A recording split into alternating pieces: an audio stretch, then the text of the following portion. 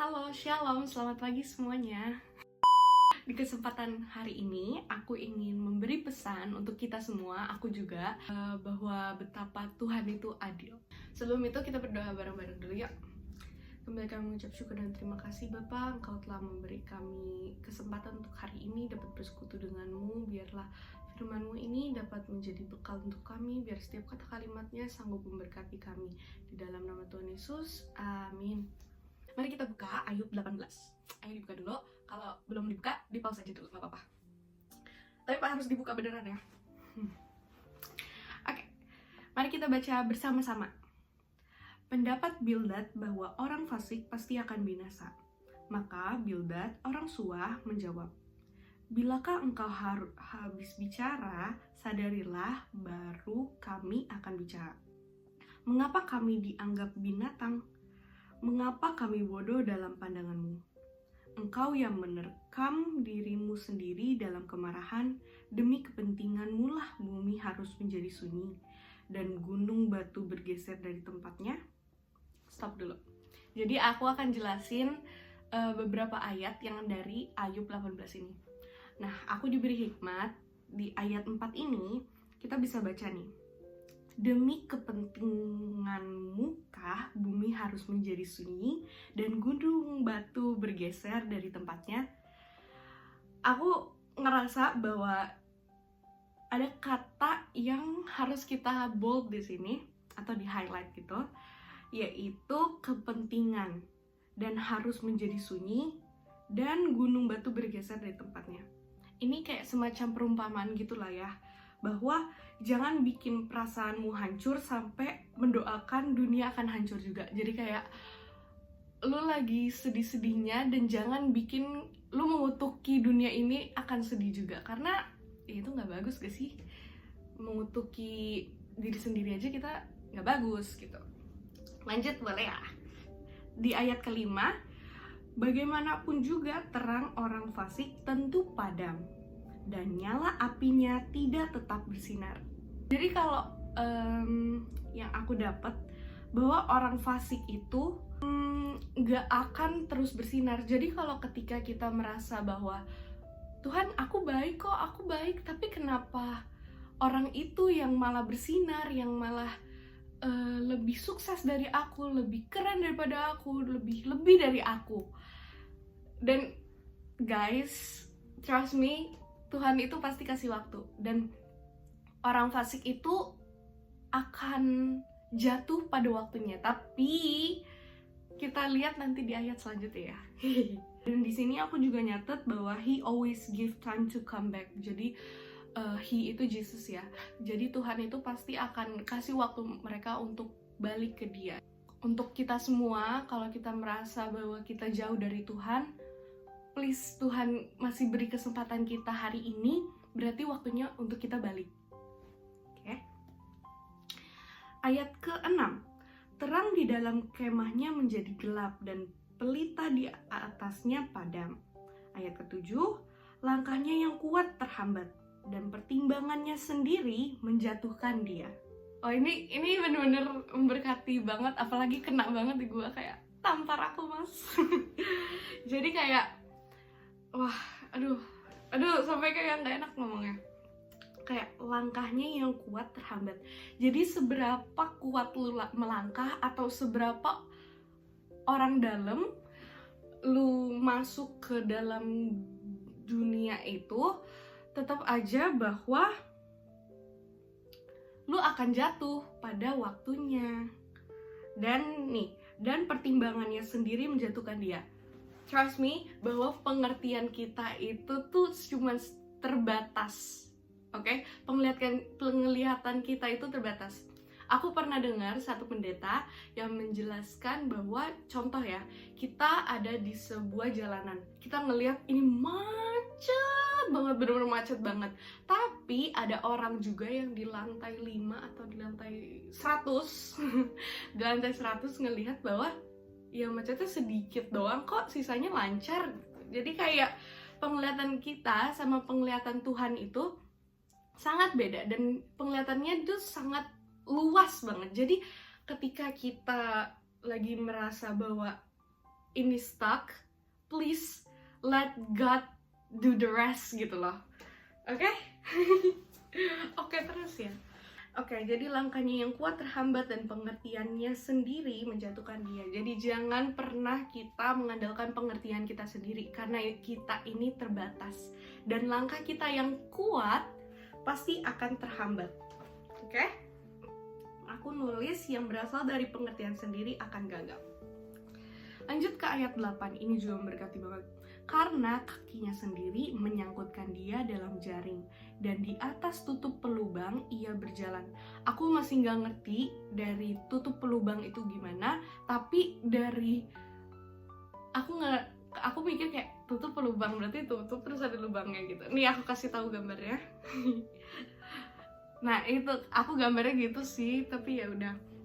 Di sini aku mendapatkan hikmat bahwa celaka orang yang bersandar pada pengertian sendiri dan pada iblis. Tuh. Tadi kita udah balik lagi ke yang pengertian sendiri, itu kita terbatas.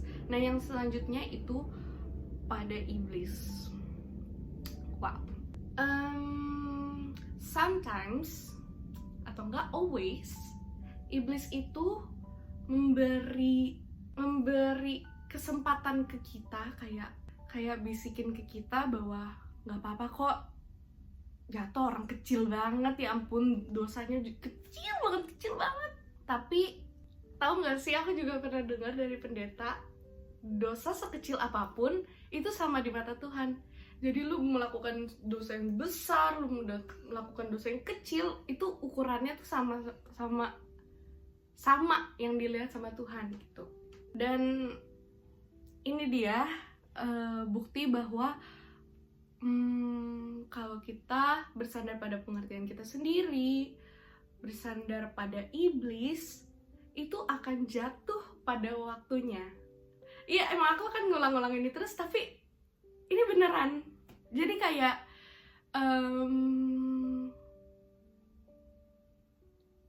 it's true gitu loh.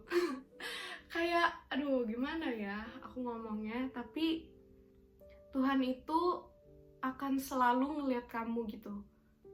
Oke, kamu masih berjalan, tapi kamu nggak tahu kalau ternyata di deket kamu itu ada lubang yang akan menjatuhkan kamu kepada kebinasaan yang kekal. You know what I mean, kan? Lanjut ya. Tumitnya tertangkap oleh jebak, dan ia tertahan oleh jerat. Tali tersembunyi baginya dalam tanah, terperangkap terpasang baginya pada jalan yang dilaluinya. Di sini aku menulis bahwa and no one will help you. Jadi kayak lu tertangkap, terus terpasang baginya pada jalan yang dilaluinya. Lu kalau tertangkap kan nggak ada manusia yang mau bantuin lu, kayak lu juga tertangkap karena sendirian gitu kan, karena dosa lu sendiri gitu. Lanjut ya. Kedahsyatan mengejutkan dia di mana-mana dan mengejarnya di mana juga ia melangkah. Bencana mengidamkan dia, kebinasaan bersiap-siap menantikan dia jatuh. Di sini aku menulis, persekutuan dengan iblis awalnya pasti enak. Tapi pada saatnya orang itu akan menanggung akibatnya. Jadi aku mau nanya nih, mendingan kita mengikuti sesuatu yang lama tapi menuju sukacita, damai sejahtera, atau kita melakukan sesuatu yang instan tapi ujungnya binasa? Kita renungin sendiri-sendiri aja ya. Di sini juga aku kalau baca ulang di ayat 12 itu wow juga sih. Bencana mengidamkan dia. Orang fasik diidami oleh kebencanaan. Bencana mengidamkan dia.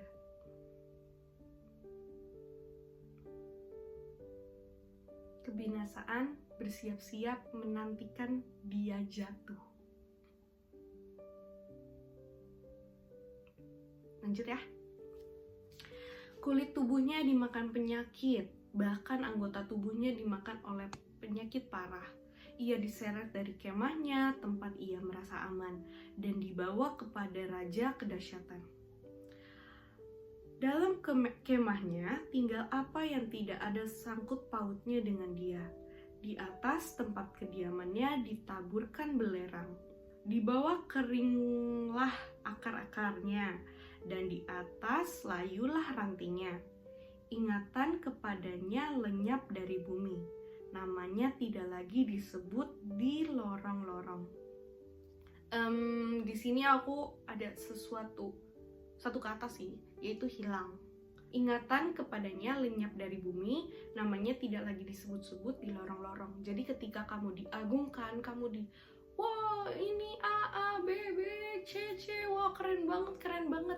Tapi ketika lu jatuh, semua orang tuh kayak sebenarnya nggak peduli gitu loh. Menurut aku bahwa nama-nama lu yang diagungkan, nama-nama lu yang dipuji-puji orang, itu sebenarnya hanya bonus dari Tuhan. Tapi selebihnya itu ya kita bersekutu dengan Tuhan gitu. Karena persekutuan dengan Tuhan itu sebenarnya nggak dipandang oleh manusia, tapi dipandang oleh Tuhan. Ketika mereka bersorak-sorak, ketika lu nggak ada, ya itu akan lenyap selenyap-lenyapnya, dan orang juga kayak nggak inget kali ya. Oke, lanjut. Ia diusir dari tempat terang ke dalam kegelapan, dan ia dienyahkan dari bumi. Meninggal. Dipanggil Tuhan gitu lah ya. Jadi selama kita masih ada, selama kita masih hidup, selama kita masih tahu kebenaran, ayo datang terus ke kebenaran itu. Karena ketika kita datang ke kebenaran, iblis itu akan menyingkir karena mereka tuh kayak tidak layak gitu loh. Tidak layak, tapi kita sudah dilayakkan sama Tuhan ya. Ketika kita datang, itu Tuhan pasti bekerja dan terus bekerja, dan pasti akan mendatangkan sukacita, damai sejahtera yang luar biasa lah. Di saat itu juga iblis akan minggir. Tapi kalau kita tahu kebenaran, tapi kita malah menjauh dari kebenaran dan tahu kalau oh ya, aku tahu ini kebenaran, be careful, karena iblis bisa mengganti itu dengan kebinasaan. Jadi kayak ya balik lagi tadi, nggak apa-apa kok kayak gini, orang nggak apa-apa kok kayak gini, nggak apa-apa, tapi nanti ujung-ujung akan binasa. Jadi pokoknya jalan terbaik itu benar-benar dekat sama Tuhan, merasakan hadiratnya, dan benar-benar fokus ke Tuhan. Itu yang iblis nggak akan ganggu-ganggu, karena Tuhan yang kayak meng-cover. Kayak tahu ini nggak sih The Incredible gitu kan, dia ada yang anaknya yang cewek, dia punya kekuatan yang kayak gini gitu, dan itulah Tuhan kayak lagi melindungi gitu, dan iblis nggak mau deket-deket ya, orang nggak layak. Jadi kayak benar-benar Tuhan yang kayak sah gitu. Jadi lanjut lagi. Ya, ayat 19 ya, kita lanjut. Ia tidak akan mempunyai anak atau cucu cicit di antara bangsanya, dan tak seorang pun yang tinggal hidup di tempat kediamannya. Atas hari ajalnya, orang-orang di barat akan tercengang, dan orang-orang di timur akan dihinggapi ketakutan. Sungguh, demikianlah tempat kediaman orang yang curang.